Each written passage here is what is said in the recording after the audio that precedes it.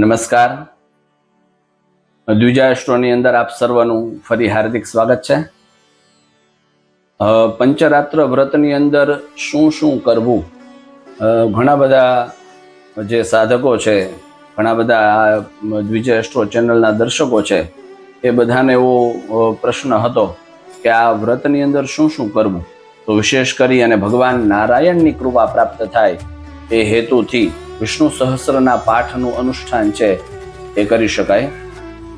પોતે જાતે કરી શકીએ તો જાતે, નહીતર બ્રાહ્મણો પાસે છે એ 1260 પાઠનું અનુષ્ઠાન છે એ કરાવી શકાય. કદાચ ન થઈ શકે એવું હોય તો આપણાથી 1 પાઠ 2 પાઠ 3 પાઠ જેટલા પાઠ થાય એટલા વિષ્ણુ સહસ્રના પાઠ કરીએ. અને જો આદર્શ સ્થિતિ હોય તો પાઠ કરવાની, તો દરરોજ વિષ્ણુ સહસ્રના 12 પાઠ છે એ કરવા જોઈએ.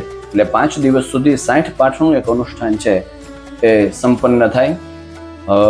ત્યારબાદ જો પાઠ ન ફાવે, વિષ્ણુ સહસ્રના પાઠ ન કરી શકીએ, તો કોઈ પણ વિષ્ણુ ભગવાનનું નામનો જપ છે એ અવશ્ય કરવો.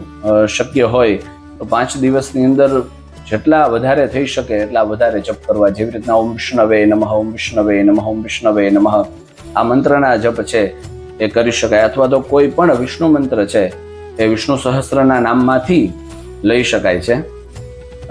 ભગવાન નારાયણનું પૂજન અવશ્ય કરવું. શાલિગ્રામજીની પૂજા આપની પાસે હોય તો અવશ્ય કરવી. તુલસીજીને જલ, આ પંચરાત્ર વ્રતની અંદર, 5 દિવસના વ્રતની અંદર અવશ્ય જલ ચડાવવું. તુલસીજીને પણ દીવો અર્પણ કરવો. ભગવાન નારાયણનું પૂજન થઈ ગયા પછી લક્ષ્મીજીની પૂજા માટે થઈ અને શ્રી સૂક્તના દરરોજ 16 પાઠનું અનુષ્ઠાન પણ કરી શકાય. 5 રાત્રિ સુધી 16 પાઠ છે એ લક્ષ્મીજીના આપણે કરી શકીએ. નારાયણ કવચના આપણે જો ઉચ્ચારણ ફાવતું હોય, નારાયણ કવચ ફાવતું હોય તો નારાયણ કવચના પાઠ પણ કરી શકાય. અને કોઈ પણ બંધનમાં હોય અથવા તો આપણી ઉપર ઋણ વધારે થઈ ગયું હોય, દેણું વધારે થઈ ગયું હોય, તો ગજેન્દ્ર મોક્ષ સ્તોત્રના પાઠ પણ કરી શકાય.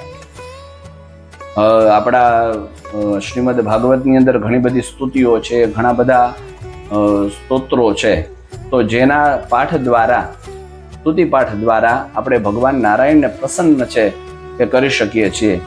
આ બધા જ નિયમોની 5 રાત્રિનું વ્રત કરીએ તો એની અંદર ઘણા બધા નિયમો છે, એ નિયમોનું પાલન કરવું. જેવી રીતના એકદમ શુદ્ધ અવસ્થાની અંદર ભગવાનનું સ્મરણ છે એ અવશ્ય કરવું. નિત્ય જે અનુષ્ઠાન નક્કી કરવામાં આવે, નિત્ય 5 દિવસ સુધી થાય એવું આયોજન કરવું. રાત્રિના સમયે વિશેષ કરી અને કંઈ પણ પાઠ સ્તોત્ર વગેરે કરવામાં આવે તો એનું વિશેષ ફળ છે આપણને પ્રાપ્ત થતું હોય છે. અને ભગવાનની ભક્તિ જ કરવાની આશા હોય, કોઈ નિષ્કામ ભાવથી આપણે કર્મ કરી રહ્યા હોઈએ તો હાલતા ચાલતા નારાયણ નારાયણ, રામ રામ, કૃષ્ણ કૃષ્ણ, જે આપનો ઈષ્ટ હોય એ ઈષ્ટ મંત્રના જપ છે, નામ સ્મરણ છે એ સતત અને સતત છે એ કરતા રહીએ અને ભગવાન નારાયણની વિશેષ કૃપા છે એ પ્રાપ્ત થતી રહે.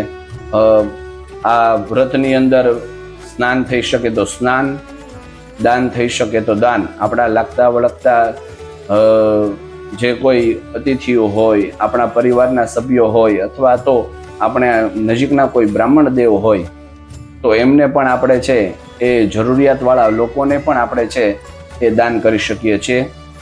વિદ્યાનું દાન, કોઈ પુસ્તકનું દાન, સાથે સાથે આપણી ક્ષમતા પ્રમાણે સુવર્ણ, રજત, જે દાનના અગાઉ જે બધા પ્રકારો કીધા છે એ બધા જ દાનો છે એ આપણે સરળતાથી છે એ આપી શકીએ. વ્રત થાય, જપ થાય, દાન થાય, સ્નાન થાય અને પૂજન થાય.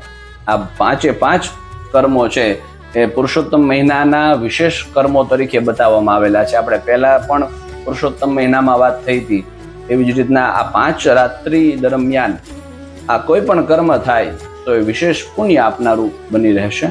તો અવશ્ય આપણે ભગવાન પુરુષોત્તમની કૃપા પ્રાપ્ત કરવા માટે થઈ અને આ પંચરાત્રનું વ્રત છે એ અવશ્ય કરીશું. અસ્તુ.